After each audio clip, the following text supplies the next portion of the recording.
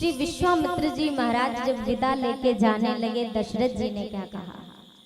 जब कोई संत घर पधारे, विदा लेकर जाने लगे, तो हमारे शास्त्र क्या कहते हैं, हमारी भावना क्या होनी चाहिए उस वक्त? दशरथ जी क्या कहते हैं?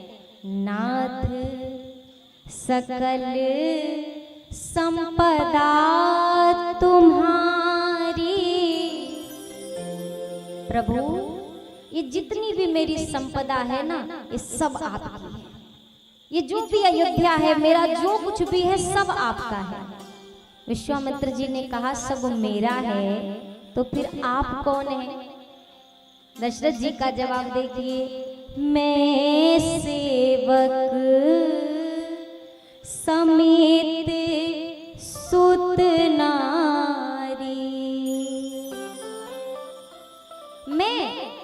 ये सारी संपदा आपकी है और मैं आपका सेवक हूँ। अकेले नहीं, अपने पूरे कुटुंब परिवार के सहित मैं तो आपके चरणों का दास हूँ।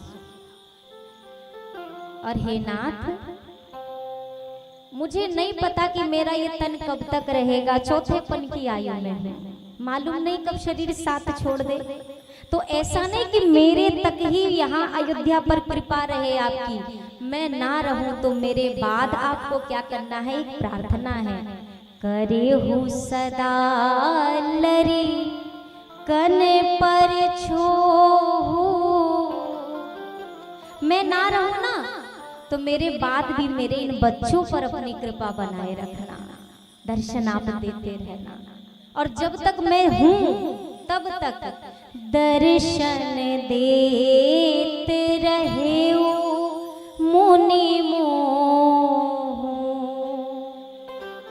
नहीं रहूंगा तब भी बच्चों पर कृपा बनाए रखना, और जब तक मैं हूं तब तक आते रहना और मुझे भी दर्शन देते रहना।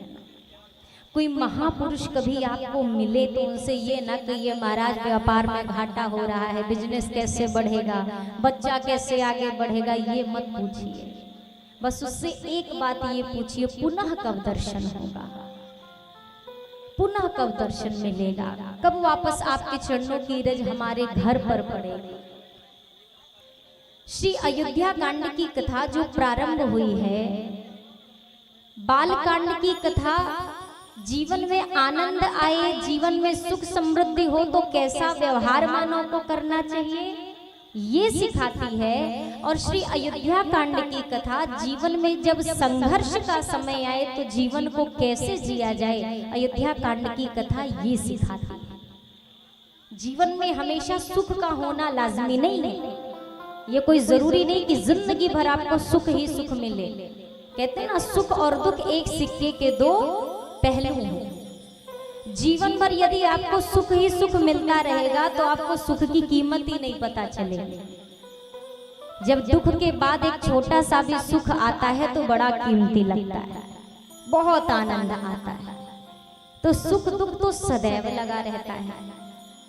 इसीलिए जब सुख हो तो क्या व्यवहार मानव करे, और जब दुख का समय आए, संघर्ष का समय आए, तो मानव को क्या व्यवहार करने चाहिए। अब इस कथा का श्रवण हम और आप श्री अयोध्या कांड की कथा के द्वारा करेंगे।